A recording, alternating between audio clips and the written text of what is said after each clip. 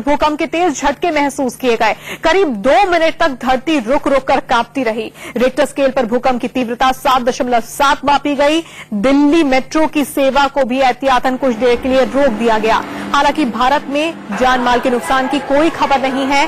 भूकंप का केंद्र अफगानिस्तान के जार्म इलाके में था। 6 तस्वीरें इस वक्त आपके सामने हैं। दिल्ली, मुरादाबाद, चंडीगढ़, जोधपुर, जम्मू और धर्मशाला की तस्वीरें आप देख रहे हैं। पूरे उत्तर भारत में भूकंप के तेज झटके महसूस किए गए हैं।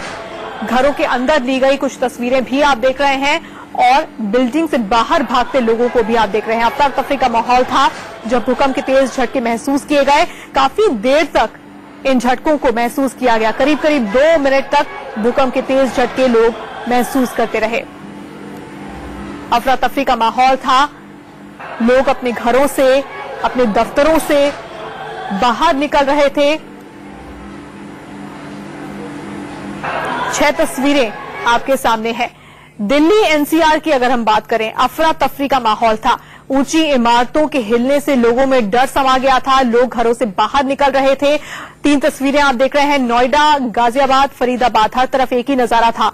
जो जहां पर था, जिस बिल्डिंग में था, वहां से बाहर आना चाहता था क्योंकि भूकंप के झटके काफी तेज थे।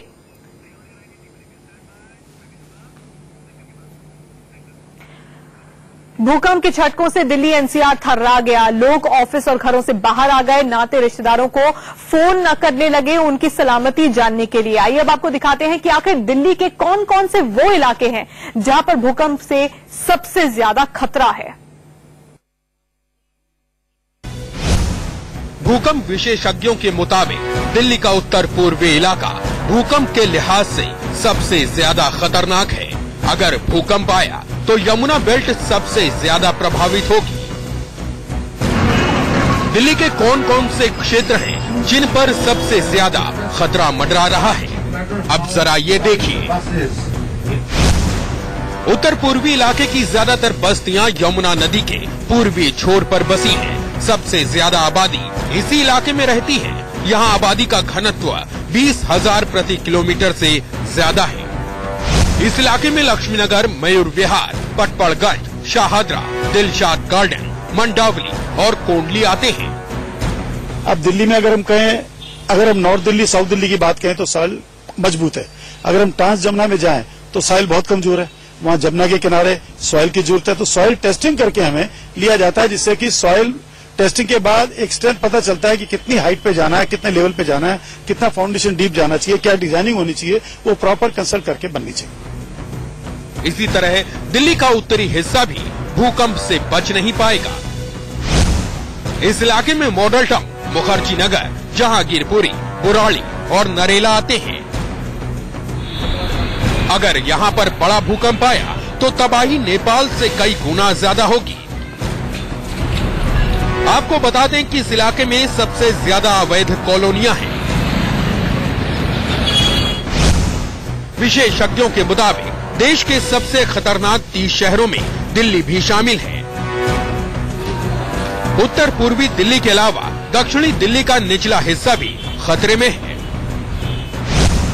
दक्षिण पश्चिम दिल्ली, उत्तर पश्चिम दिल्ली, पश्चिमी दिल्ली को खतरे के हिसाब से मध्यम माना जाता है। दक्षिणी दिल्ली में ऐसी भी जगहें हैं जिस पर भूकंप का खतरा बेहद कम है। इस इलाके में मुनीरका, जेएनयू, वसंत कुंज, महरौली, ग्रेटर कैलाश, कालकाजी, तुगलकाबाद आते हैं।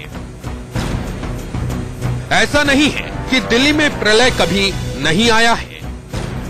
वक्त के पन्नों को पलटे तो इतिहास में कई बार दिल्ली में भूकंप और अकल्पनीय तबाही मची है। मुंतखाब उल लुलाब में दिल्ली में 15 जुलाई 1720 के आए भूकंप का जिक्र है। 22वीं रमजान की नमाज पढ़ने मस्जिदों में भीड़ थी, तब अचानक जलजला आया। सैकड़ों की तादाद में लोग मारे गए। घटना के 40 दिनों तक झटके आते रहे। सितंबर में आए भूकंप में दिल्ली 3 बजे थर्रा गई थी। सड़कें जगह जगह से फट गई थी। धरती फाड़कर पानी के फव्वारे निकल पड़े थे। यही नहीं, कुतुब मीनार का ऊपरी भाग भी नीचे गिर पड़ा था। इस भूकंप में हजारों लोग मारे गए थे। जाहिर है अब हालात पहले से ज्यादा बदतर हो गए। दिल्ली में अब करोड़ों लोग रहते हैं और अब अगर कोई अनहोनी हुई तो क्या होगा इसका अंदाजा लगाना बहुत मुश्किल है। कैमरामैन रोहित के साथ मोहम्मद अफसर,